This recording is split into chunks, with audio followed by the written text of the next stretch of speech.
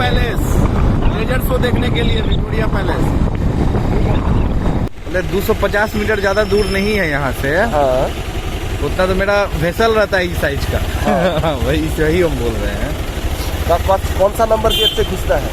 शायद 3 number gate से घुसना है, बिरला प्लानिटोरियम वाला गेट।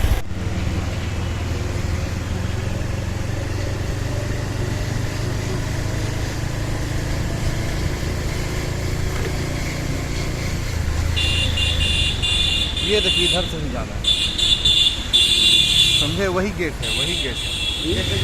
यही गेट है। ठीक है, यू टर्न ले लो ना उधर।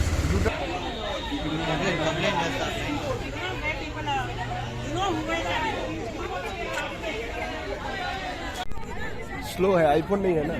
बोलो। We are enjoying this show. Today we have come over here to see the laser light show in Victoria Palace Memorial, and we are enjoying the Christmas week, and we are very glad today that we have got an opportunity to come over here and enjoy the show.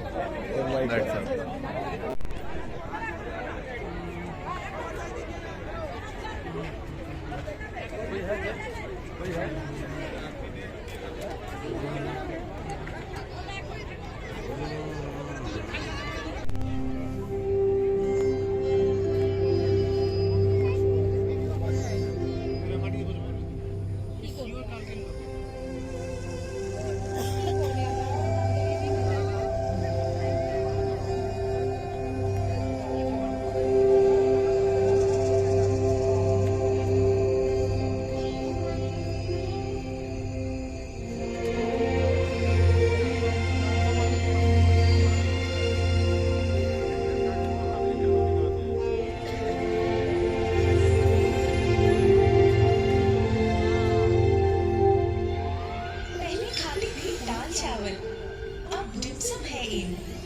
हाथी की होती थी शानदार सवारी, अब flyover की है बारी।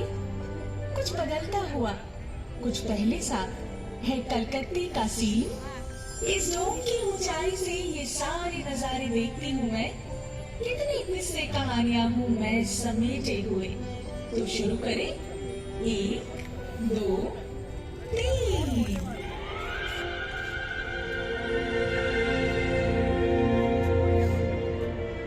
कभी बनता था पटचित्र मेरा, अब बनता है मीम। उम्र है मेरी 300-400 साल और हजारों है थीम। लड़की तो भली है ये, मगर ना जाने क्या क्या भूल जाए। तभी खुद आ गया मैं बनाने एक बेहतरीन टीम।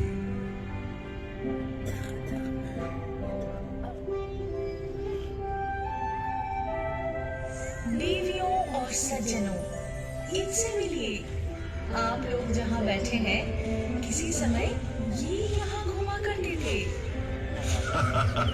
जुरासिक पार्क से पार्क स्ट्रीट का सफर तो बहुत लंबा है।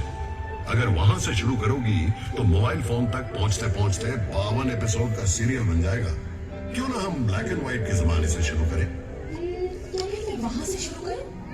16 जनवरी 1941 की रात एक गाड़ी 38/2 एलियन रोड से तेजी से निकलती है और सीधा घुस जाती है बंगालियों के दिल और आत्मा में। नहीं, नेताजी सुभाष चंद्र बोस तो उससे बहुत पहले से कलकत्ते की आत्मा में बस चुके थे, जब वो 1930 में कलकत्ता के मेयर बने थे। यही नहीं, बतौर कांग्रेस प्रेसिडेंट वे पूरे भारत के दिल और दिमाग में बसते थे और ब्रिटिश सरकार की आंखों में धूल झोंककर 3-4 बार भेस बदल कर बचना, ये तो पूरा थ्रिलर है। नेताजी के बाद ऐसा हमारा सुपर हीरो कलकत्ते को फिर कभी नहीं मिला।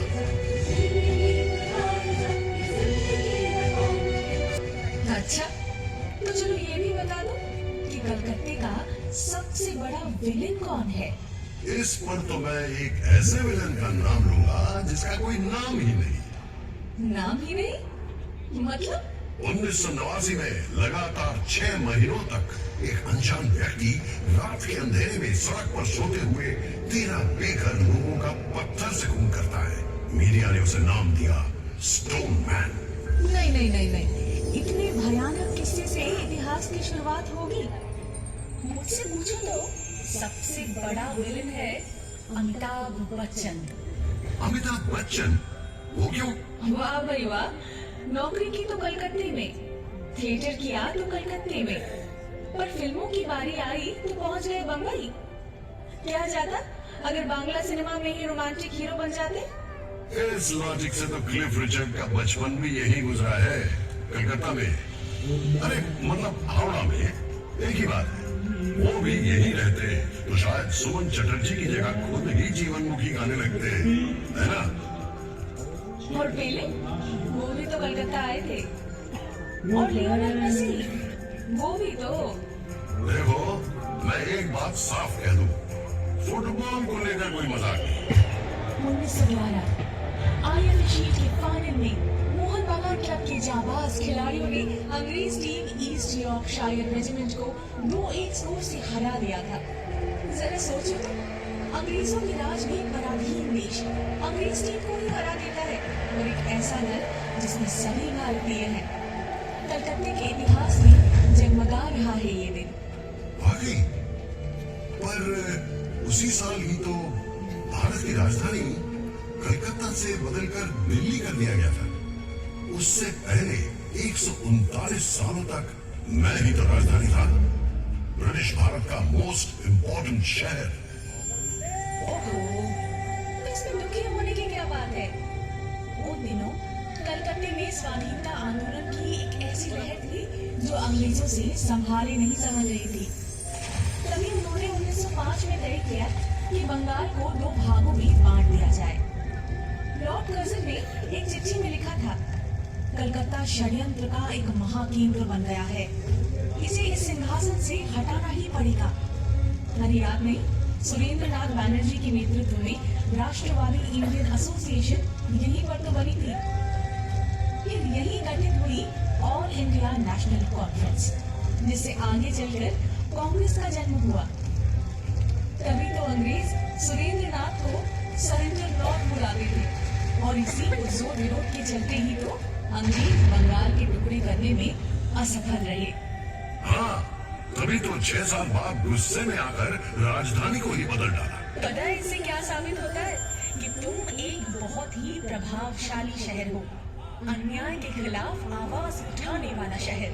हाँ, जिसे एक दिन मजा के तौर पर जुलूस नगरी के नाम से पुकारा जाएगा, या फिर बीमार नगरी। अरे जाने दो, तुम्हें तो लोग सिटी ऑफ जॉय के नाम से भी पुकारते हैं। और ये भी तो सच है कि ब्रिटिश काल में तुम ब्रिटिश साम्राज्य के दूसरे खास शहर के रूप में जाने जाते थे। मतलब लंदन के बाद तुम्हारा इनाम आता था। अरे वो तो बस पैसों के लिए, सिर्फ कर संग्रह और झूठ विक्रय से ही अंग्रेज करोड़ों रुपए कमा लेते थे। क्या मुसीबत है? अगर कलकत्ते की निंदा करूं तो तुम चिढ़ जाते हो, और तारीफ करूं तो खुद ही निंदा करने लगते हो। मतलब बस बहस करनी है ना? बहस करना तो मेरे खून में है। जानते हो, भारत में पहला सेंसरशिप कानून क्यों बनाया गया था? क्यों? 1872 में जब गिरीश घोष ने इसी शहर में नेशनल थिएटर का गठन किया था, उनका पहला नाटक था दीनबंधु मित्रा का नील दर्पण। अच्छा। 3 साल बाद ये नाटक पूरे भारत में टूर कर रहा था। उसी दौरान एक दिन लखनऊ में यह नाटक चल रहा था, तो जिस सीन में भारतीय किसान आकर अत्याचारी नीलकर साहब को मारता है, उसे देखकर दर्शकों के बीच बैठे हुए ब्रिटिश सेना ने स्टेज पर चढ़कर सब तोड़ फोड़ करनी शुरू कर दी। क्या बात करते हो? अगले ही साल जब प्रिंस ऑफ वेल्स ने कलकत्ता का दौरा किया, तो समूह ने तुरंत उनके स्वागत समारोह को लेकर एक व्यंग्य नाटक का मंचन किया। क्या बात? उसके बाद अत्याचारी पुलिस कमिश्नर को लेकर भी एक और नाटक। फिर क्या था, तुरंत लागू हुआ ड्रामेटिक परफॉर्मेंस एक्ट, सेंसर की तलवार। जिसमें सेंस ज्यादा हो उसके पीछे सेंसर तो पड़ेगा ही। वहीं दूसरी तरफ जेम्स हिकी को देखो। 1870 में जब उन्होंने यहाँ से भारत का पहला समाचार पत्र द बंगाल गैजेट प्रकाशित किया, तब वे लेडी हेस्टिंग्स की गतिविधियों की आलोचना भरे लेख छापने से भी नहीं चुके। ठीक उसी तरह जैसे तुम्हारे आजकल की लिटिल मैगजीन सिस्टम का दोषारोपण करती रहती है। पूरा दिन विरोध गुस्सा, अथॉरिटी पर व्यंग, यही सब यहाँ के लोगों के पेट में उबलता रहता है। तभी तो कलकत्ता वालों का लिवर जो है ना इतना कमजोर है। अजी, ना तो हमारे लिवर में कुछ खराबी है और ना ही हमारे कैंटिलीवर में। हावड़ा ब्रिज एक कैंटिलीवर ब्रिज है ना? ये सन 1943 से इसी तरह खड़ा है, एकदम सही सलामत। सो तो है, हर रोज लाखों गाड़ियां, बस, ट्रक, रिक्शा इस पर से ही तो गुजरती है, फिर भी ये टस से मस नहीं हुआ। और सबसे हैरान करने वाली बात ये है कि इस पूरे ब्रिज में एक भी स्क्रू यानी पेच नहीं है। इसीलिए तो जिन लोगों के दिमाग का स्क्रू ढीला है वे अक्सर हावड़ा ब्रिज के ऊपर चढ़ जाते हैं। लेकिन वहाँ से क्या नजारा मिलता होगा, इमेजिन कर सकती हो? मैं इमेजिन नहीं कर सकती। लगभग 100 सालों से विक्टोरिया मेमोरियल की चोटी पर अपने पंख फैलाए खड़ी हूँ मैं। क्या आपको कोई अंदाजा है कि मैं यहाँ से क्या क्या देख सकती हूँ? मैंने प्रेम में डूबी जोड़ियाँ, उनकी नोकझोंक, ये सब देखे हैं। निकम्मे लोगों की भीड़ भी, और अकेडमी ऑफ फाइन आर्ट्स की एक्सपेरिमेंटल पेंटिंग्स भी। एक तरफ रेस कोर्स की घुड़सवारी की दौड़ में बेशुमार पैसे उठाना, और दूसरी तरफ क्लबों में कोट पैंट पहने कलकतिया बाबुओं का अंग्रेजी पर। व्यूज और न्यूज तुम मुझे सिखाओगे? मैं तो तुम्हारी नस नस से वाकिफ हूँ। सिर्फ वाकिफ ही नहीं, तुम पर मेरी संगत का असर भी दिखता है। कभी तो हवा के झोंके से तुम तेजी से गोल गोल घूमने लगती हो, तो कभी घटिया के दर्द से तुम घूमना ही भूल जाती हो। और ये इमारत जिस पर तुम्हें इतना गर्व है, कभी तो इसे ताजमहल की नकल कहा जाता था। क्या बात करते हो? अरे हाँ, क्या इसे गाय के गोबर से काला नहीं किया गया था ताकि जापानी उस पर बमबारी न कर सके?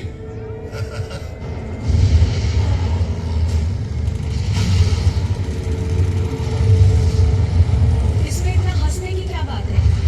तुम्हारे मुंह पर भी कुछ कम कालिक नहीं होती है। उसी दूसरे विश्व युद्ध के दौरान जब सैकड़ों लोग तुम्हारी सड़कों पर भुखमरी से तड़प कर मर रहे थे, तब कहाँ थी तुम्हारी विरोधी प्रवृत्ति?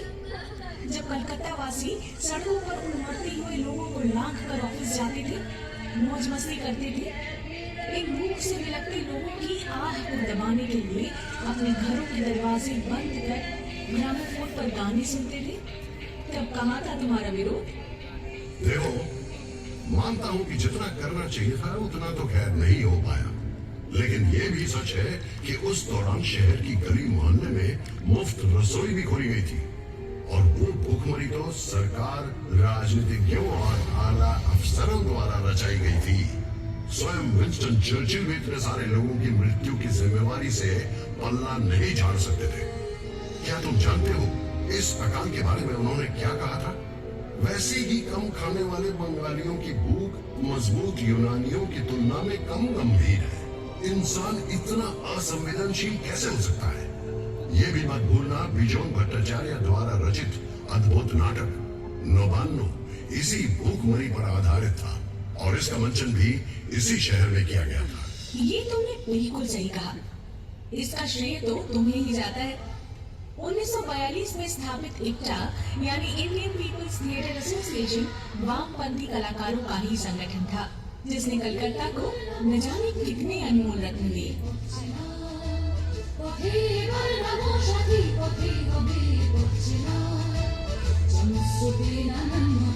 सिर्फ नौबान्नो ही क्यों, यहाँ से तो कई यादगार गाने, नाटक और फिल्मों का जन्म हुआ। इसी इप्टा ने ही तो कई जन्मगाते हीरे दिए हमें। उत्पल दत्त, ज्योतिरिंद्रनाथ मोइत्रो, देवव्रत विश्वास, शोल चौधरी और इन्हीं के भाग शिष्य थे मृणाल सेन। ये दौर कितना प्रेरणादायक था ना।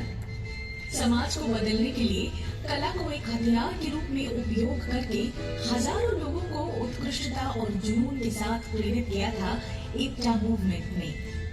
मानो ये एक महान क्रांति का नेतृत्व करने वाले जामनी रथ की तरह था, जो एक अथक यात्रा कर रहा था।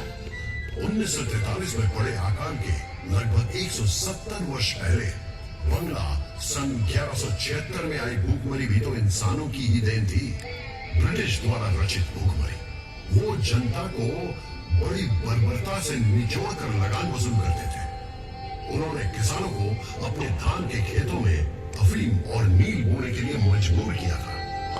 उस समय भी तो मेरे सीने में गिरकर लाखों असहाय लोगों ने जान गंवाई थी और मैं बस चुपचाप देखता रह गया। काश उस समय भी एक आईपीटीए होती। तुम्हारा इतिहास जागते रहने का इतिहास है, लेकिन सोते रहने का भी। अच्छा ये बताओ, 19वीं सदी में जब बंगाली बाबू लोग अपनी पालतू बिल्लियों की शादी में बेशुमार धन बर्बाद कर रहे थे या गुलाब जल में स्नान कर रहे थे, तब तुम किस हालत में थे जनाब? आधी नींद में या ऊँघते हुए?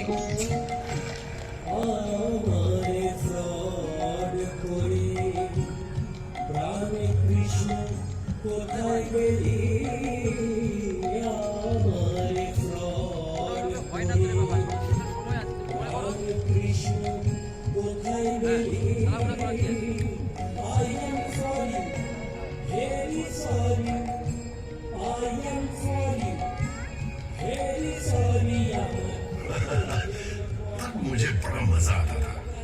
पूरे बदन पर तेल मलकर 4 घोड़ों वाली गाड़ी पर सवार होकर नदी में स्नान करने के लिए निकलने का एक अलग ही ग्लैमर होता है। ये तो मानती हो ना? और जरा सोचो, अगर बाबुओं की वो शोशेबाजी ना रहती तो तवायफों का नाच देखने का भी चलन नहीं रहता।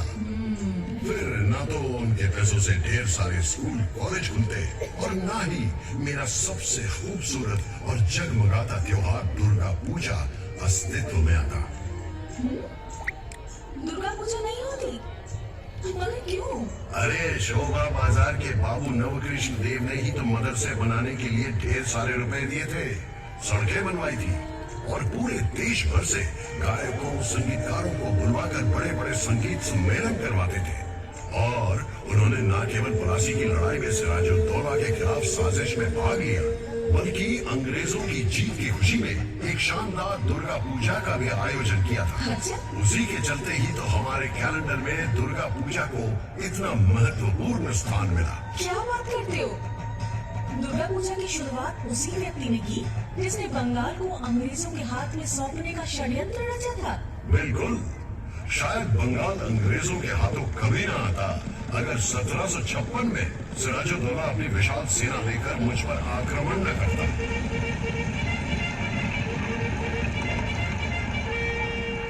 अगर वो ईस्ट इंडिया कंपनी की सेना की जमकर धुनाई ना करता तो अंग्रेज इतनी जल्दबाजी में एक नवाब के विरुद्ध जंग में कभी ना उतरते।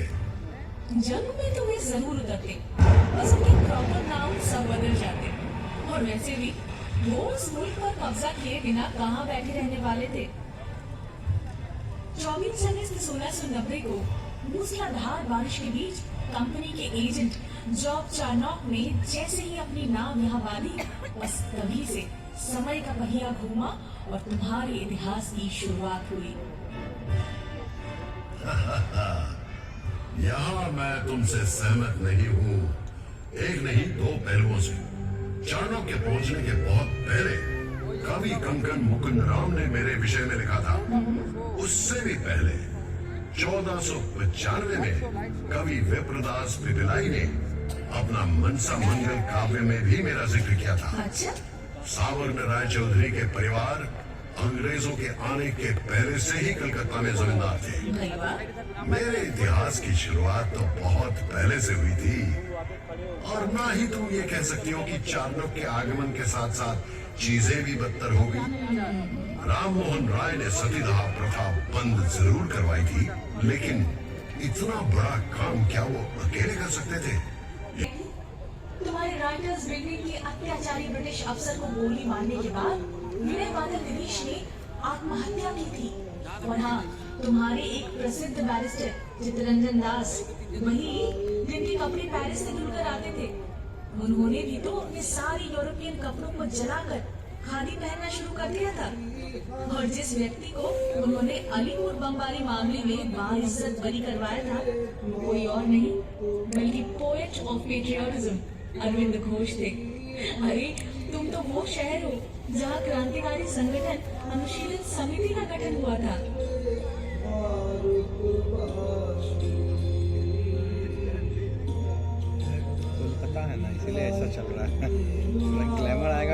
साइड में आई है।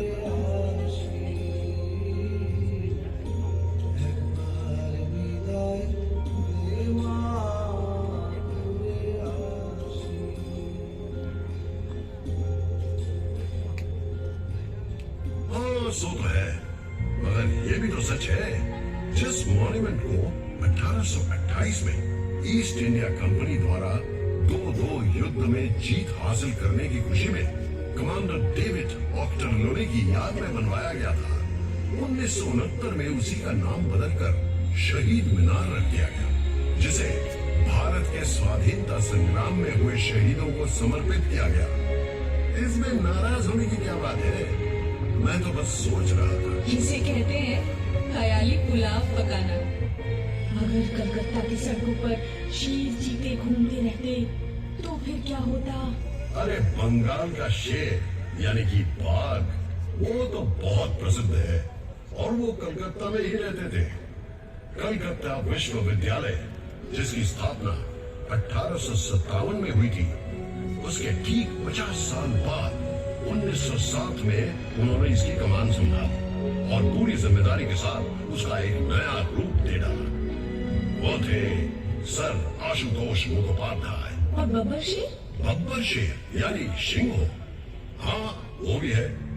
काली प्रसन्न सिन्हा या काली प्रसन्न सिंहो, जिन्होंने एक ओर महाभारत का अनुवाद किया था तो दूसरी ओर मुझे लेकर हुतुम बेंचाक नोक्शा भी लिखा था। और गेंडा, उसका क्या? गेंडा तो वो लोग हैं जिनकी मोटी खाल को कलकत्ता के महापुरुषों की शिक्षा भी भेद नहीं कर पाई। उन्होंने राम मोहन राय की निंदा की और विद्यासागर के बारे में व्यंग गीत भी लिख डाले और हर गली मोहल्ले में गाते फिरते रहे, और वो सब उन्हें बर्दाश्त भी करना पड़ा। वास्तव में यही बातें दर्शाती हैं कि वे सब महापुरुष अपने समय से कितने आगे थे। विवेकानंद को भी तो ये सुनना पड़ा कि वे कोई सन्यासी नहीं थे, क्योंकि उन्होंने ईसाइयों की भूमि का दौरा किया और मांस खाया, जबकि उन्होंने ही शिकागो में अपने असाधारण भाषण से भारत का नाम रोशन किया।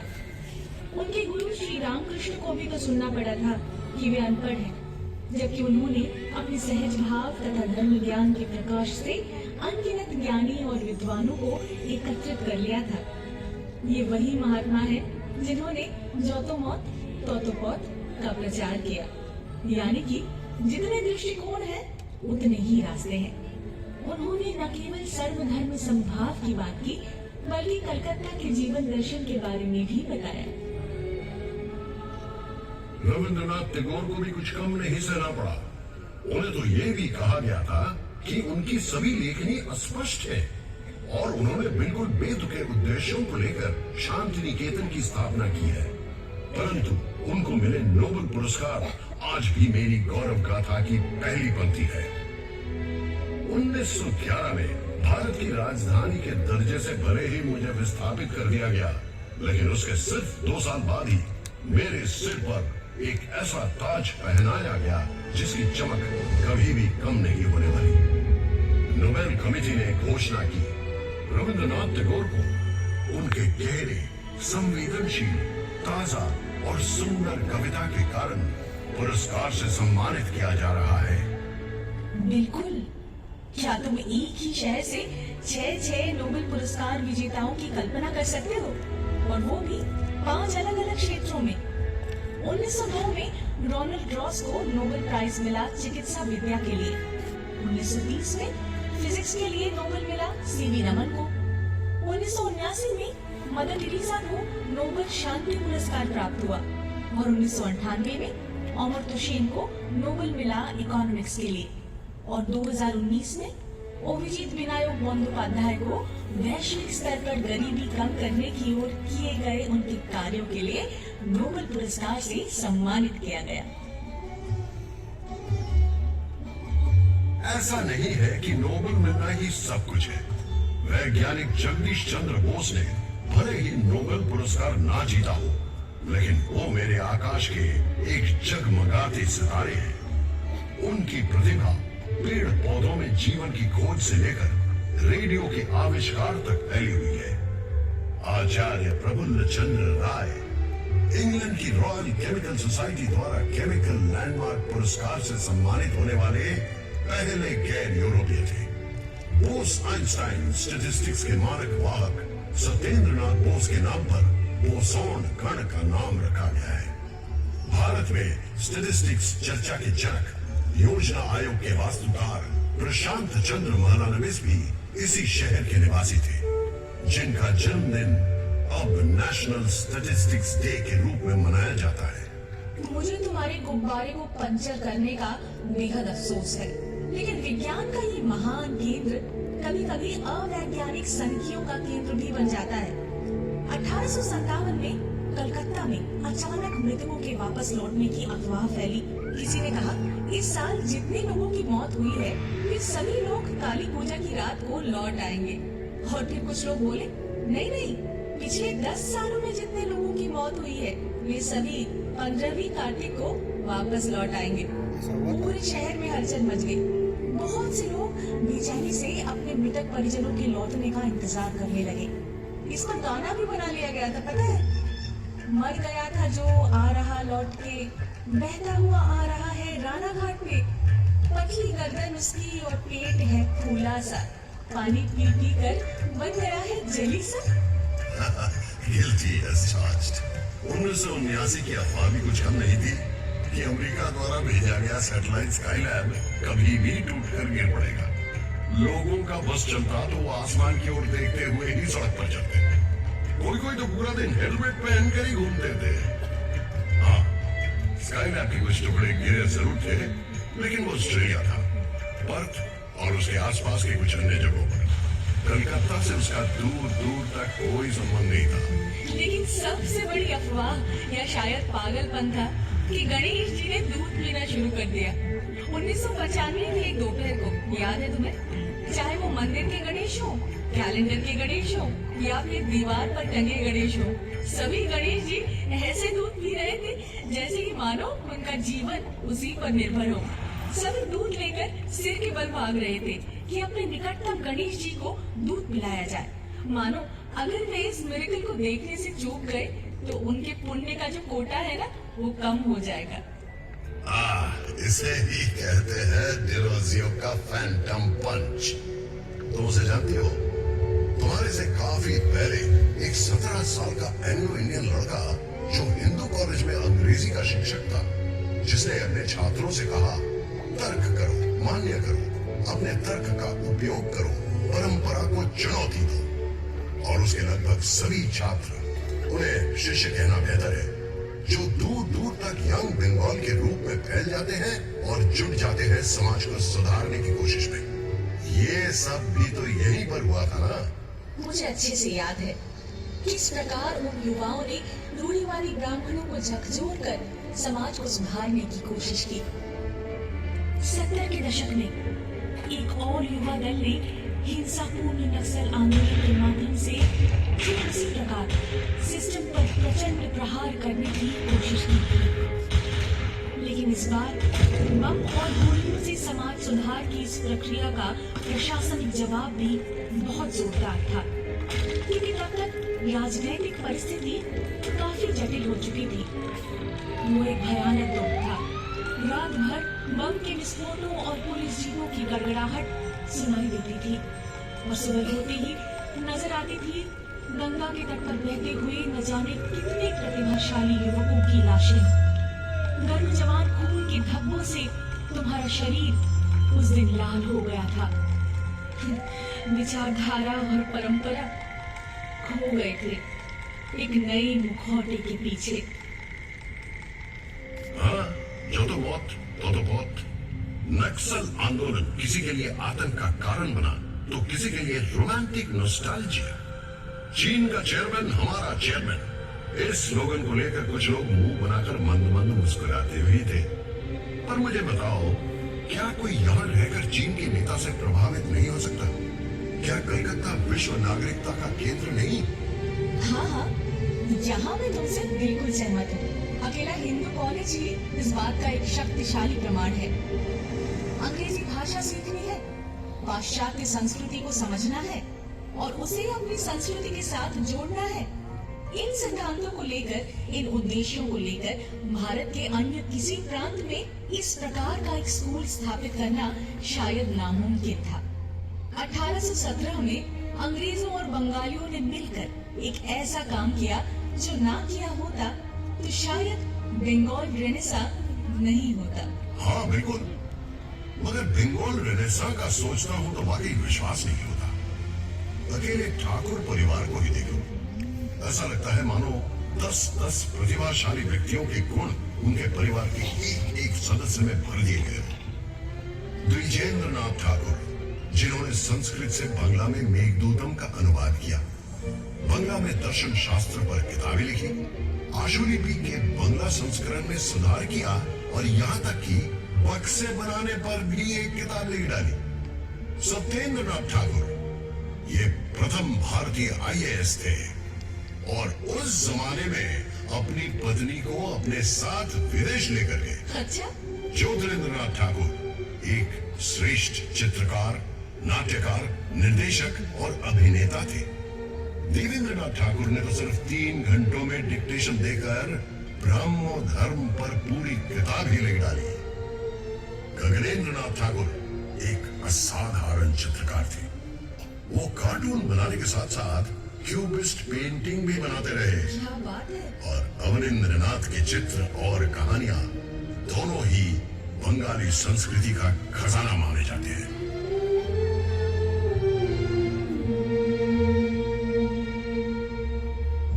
मैं तो रॉय परिवार से भी बहुत प्रभावित हूँ। उपेंद्र किशोर रॉय चौधरी एक ओर वायलिन बजा रहे थे और दूसरी ओर बांग्ला में बाल साहित्य की रूपरेखा तैयार कर रहे थे। उन्होंने बच्चों के लिए एक पत्रिका प्रकाशित की और उनके आविष्कार ने हाफ टोन प्रिंटिंग में क्रांति ला दी। उनके बेटे सुकुमार राय ने अपने हास्य छंद और गद्य से सभी को चौंका दिया। उनके नॉनसेंस क्लब की बैठकों में प्लेटो से लेकर तुर्गनेव तक सभी पर गंभीर चर्चा होती थी। मुझे तो ऐसा लगता है वे हर सुबह पूर्व और पश्चिम दुनिया की सारी बेहतरीन चीजों को एक गिलास में घोलकर पी जाते थे। सिंथेसिस करने की ये क्षमता तो हमारे अंदर हमेशा से रही है ना। 1835 में पश्चिमी चिकित्सा विज्ञान से स्थानीय लोगों को शिक्षित करने के लिए मेडिकल कॉलेज की स्थापना की गई। फिर बाद में नृत्य कलाकार उदय शंकर ने रूसी नृत्यांगना आना पावलोवा के साथ हाथ मिलाया और पेश किया विश्वविख्यात बैले राधा कृष्ण। 1955 में सुकुमार राय के बेटे सत्यजीत राय ने अकेले ही अपनी पौथेर पांचाली के जरिए भारतीय सिनेमा में न्यू वेव शैली की शुरुआत की। वो हमेशा कहते थे कि हॉलीवुड फिल्म में देखे बिना वो कभी भी फिल्म निर्माण का अपना व्याकरण नहीं बना सकते थे, जबकि विदेशियों को उनके सिनेमा में हमेशा शुद्ध भारतीयता की ही झलक मिलती थी। ग्रहण करना, आत्मसात करना और अवशोषित करने की ये क्षमता तो मेरी रग रग में दौड़ती है। बिल्कुल सही।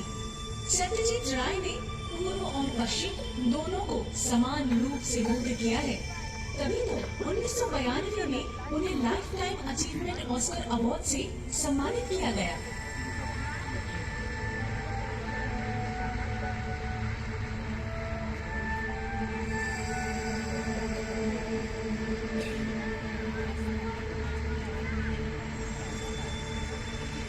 ভালো করেছে। क्यों?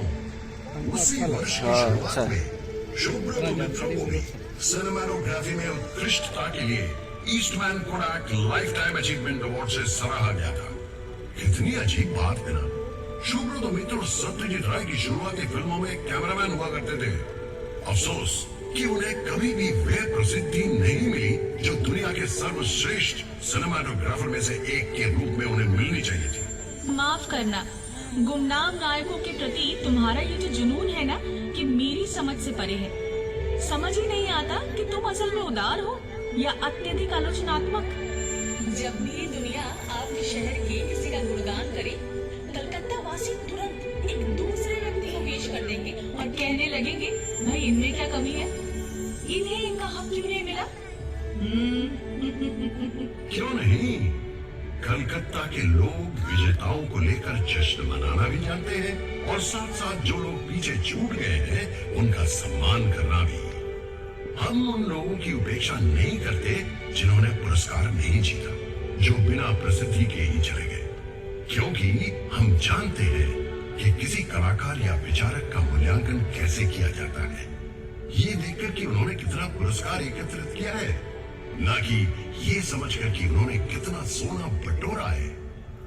इसीलिए जब तक रविंद्रनाथ याद रहेंगे तब तक जीवनानंद दास भी, जब तक सत्यजीत राय तब तक ऋतिक घटक भी, जब तक शंभु मित्रो तब तक बादल सरकार भी, जब तक सुनील गंगोपाध्याय तब तक कौन कुमार मुजुमदार भी। जिस प्रकार हम पंकज राय को सर माथे पर रखेंगे उसी प्रकार शूटे बैनर्जी को भी। जैसे हेमंतो, मन्ना, शुंधा इनको सिंहासन पर बैठाएंगे, वैसे ही सुचित्रा मित्रो, गोलिका बंदोपाध्याय को भी सलामी देंगे और साथ ही निर्मला मिश्र, प्रतिमा बंदोपाध्याय को भी, और निखिल बैनर्जी के सितार वादन में कहीं खो जाएंगे।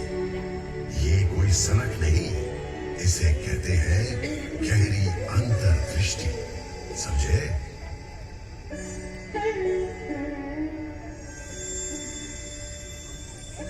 समझे, लेकिन कृपया मुझे ये बताइए कि ये केवल जाने माने लोगों पर ही क्यों लागू होता है? ये सोच 1947 में विभाजन के बाद आए शरणार्थियों पर क्यों नहीं लागू हुई? वो भी तो हमारे हुए थे, उनके प्रति इतना तिरस्कार क्यों, इतनी उपेक्षा क्यों? ये तो बहुत पुरानी बातें हैं और मैं इस बात से इनकार नहीं कर रहा हूँ कि प्रवासियों और निवासियों यानी कि बांग्लाल और घोटी के बीच का झगड़ा कुछ कड़वा रहा है, खासकर फुटबॉल के मैदान पर और खाने की मेज पर। लेकिन इसमें कोई शक नहीं कि घोटी बांग्लाल दोनों अब पूरी तरह से मिलजुल कर एक हो गए हैं। इसमें भी कोई शक नहीं कि वामपंथी राजनीति उस समय काफी हद तक मेरे डीएनए का अभिन्न अंग बन गई थी, क्योंकि इसने शरणार्थियों को वो सम्मान दिया जिसके वे हकदार थे। रोटी, कपड़ा और आश्रय के लिए उनके संघर्ष में उनका साथ दिया। 1971 में बांग्लादेश मुक्ति संग्राम के दौरान फिर से शरणार्थी आए, वे अब भी आते रहते हैं। कलकत्ता कभी किसी को वापस नहीं लौटाता। सो तो है ही, और साथ में उन सब को कबाब और बिरयानी भी जरूर चखाता है। कलकत्ता अगर एक और पराजित व्यक्ति को शरण नहीं दी होती तो शायद ये बिरयानी भी यहाँ नहीं मिलती। मतलब तुम किसकी बात कर रहे हो? वाजिद अली शाह, अवध के नवाब।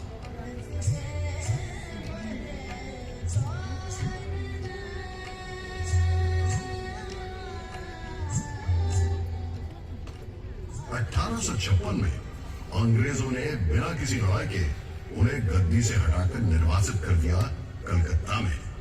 उन्होंने डेरा डाला मेटिया ब्रूज में।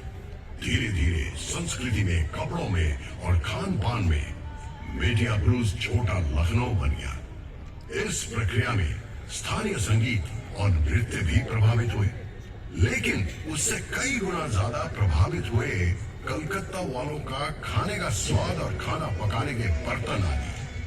अभी कलकत्ता की सड़कों के किनारे जो कबाब और बिरयानी की दुकानें दिखाई देती हैं, उनकी जड़ें उस शर्मनाक निर्वासन के इतिहास से जुड़ी है। जीवन धन का कुछ भी व्यर्थ नहीं जाता, कलकत्ता ने सदा शान से ये माना है। लेकिन जब हम 1946 के दंगों को याद करते हैं तब ये शान शायद फीकी पड़ जाती है। वो भीषण हिंदू मुस्लिम दंगे जो करीब एक हफ्ते तक चले थे।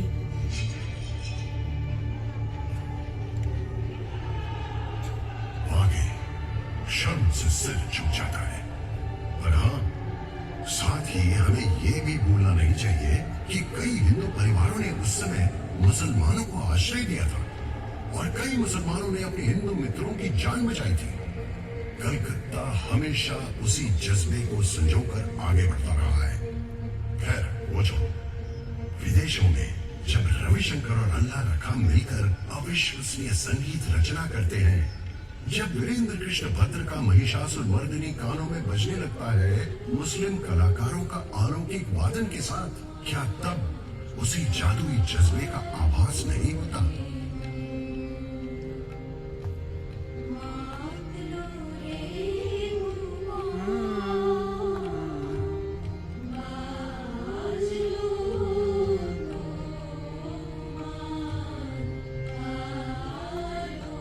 बिल्कुल मेरे दोस्त, सही कहा तुमने। और इसी बात से जादूगर पीसी सरकार को लेकर एक वाकया याद आ गया। एक बार उनका मैजिक शो देखने सब लोग इकट्ठे हो चुके थे। निर्धारित समय के बाद 10 मिनट बीत चुके थे, लेकिन जादूगर साहब का कोई अता पता नहीं। सब लोग बेचैन हो रहे थे। अचानक सबको एक आवाज सुनाई देती है, हियर आई एम। सब लोग आश्चर्यचकित होकर देखते हैं तो वो मंच पर खड़े हैं और कह रहे हैं कि मैं तो सही समय पर ही पहुंचा हूँ। आप लोग अपनी अपनी घड़ी जरा देखिए। हैरान होकर सब लोग जब घड़ी की तरफ देखते हैं तो वाकई में उनकी घड़ियां 10 मिनट पीछे चली गई थी। कुछ भी नहीं बदला है और तुम भी उनके ही जैसे हो, सामूहिक सम्मोहन के उस्ताद। घड़ी की सुई और इतिहास के पन्नों के बीच से गुजरते आगे बढ़ते जा रहे हो। कभी लोग तुम्हारी पूजा करते हैं तो कभी तुम पर व्यंग कसते हैं, पर इन सब के बीच तुम अपनी झिलमिलाती मुस्कान को बरकरार रखते हुए घोषणा करते हो, हियर आई एम।